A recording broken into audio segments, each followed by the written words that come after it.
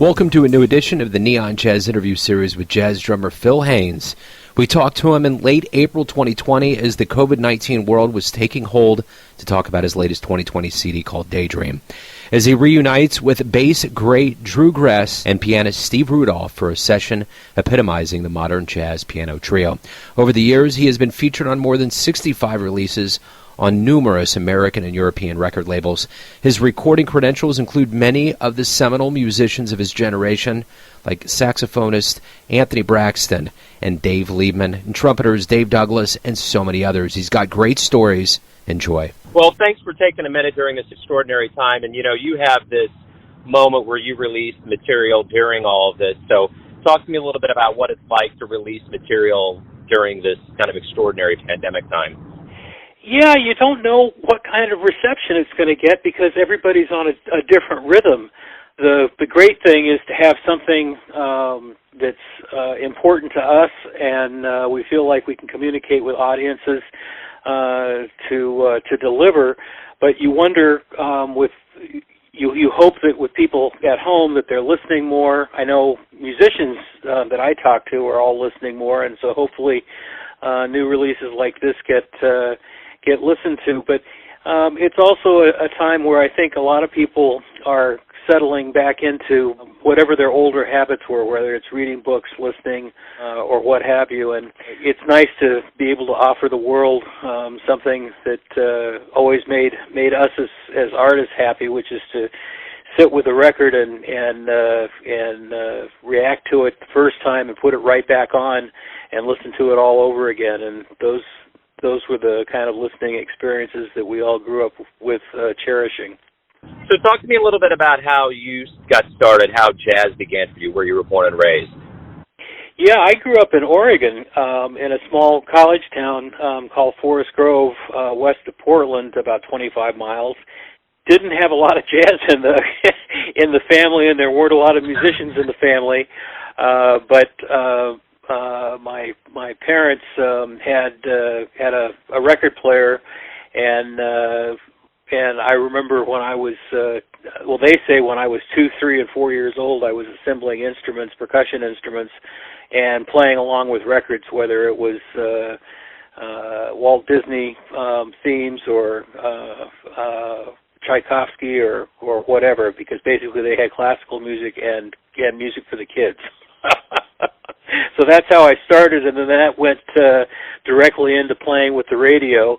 And out of Portland at that time, I didn't get jazz radio, but I got, of course, top 40 radio, and I largely was self-taught, although I had later some fabulous percussion lessons from a guy, Steve Lawrence, in the Oregon Symphony, which was the backbone of my technique and so on. Talk to me a little bit about kind of some experiences you've had over the years with both musicians and, moments on stage that have really given you strength through this time that we're going through now. Wow, that's a great question, and that's a tough one because one of the reasons that we do this is because you do have these transformative experiences where audience and musicians become one. The first thing that you do as a musician is try to access those subconscious levels by yourself, and it's usually easier with others, and to find out whether they had common experiences with you or not. And then, of course, once you can have those kind of layers of communication with your bandmates, then can you communicate it with audiences, and those are rare experiences, that's for sure.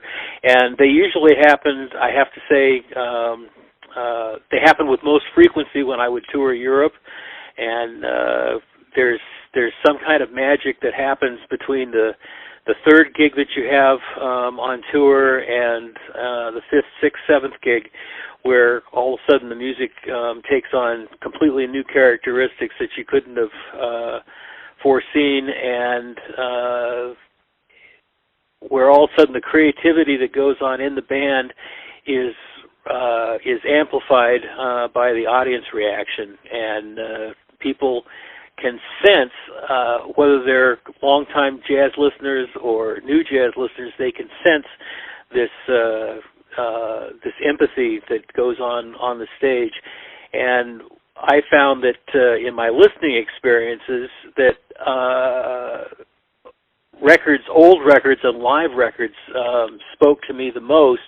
Classic records by Miles Davis from the 50s and the 60s, they were often first-take records where most of the titles that made the LP were indeed first takes. And I found that if musicians were good enough, then that first take mentality tended to transmit more of this elusive spirit that we're talking about in recordings, and it's exactly what we did with Daydream.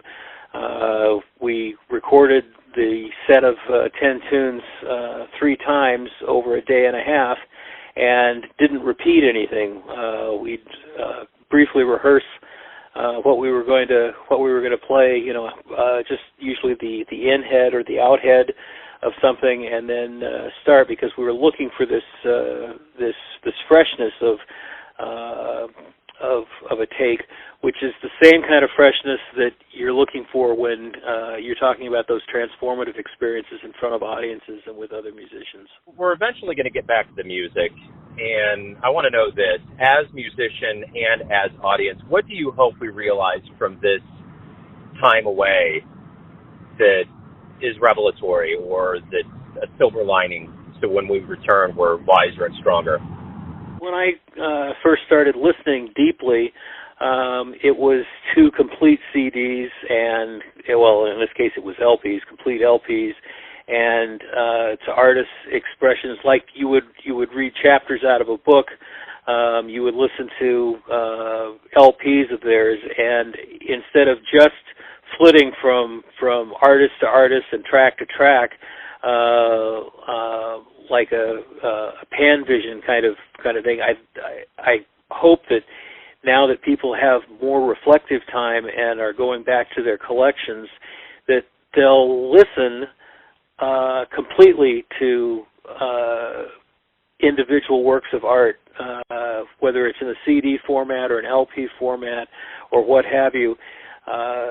There's always, in artists that have something to say, there's always something greater in the collective works that they have put together in one publication, much less their publications over the years.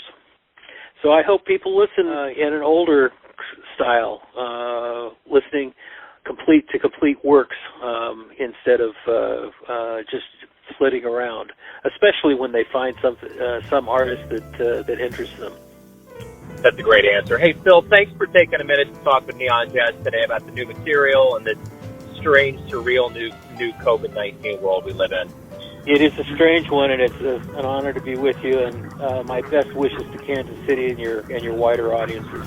Thanks for listening and tuning in to another Neon Jazz interview, where we give you a bit of insight into the finest players in New York City, Kansas City, and spots all over the world, giving fans all that jazz. And thanks to Phil for his time, music, and story.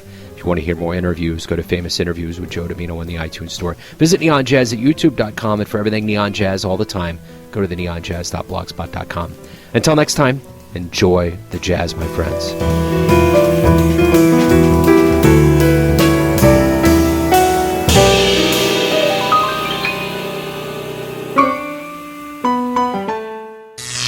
Neon Jazz.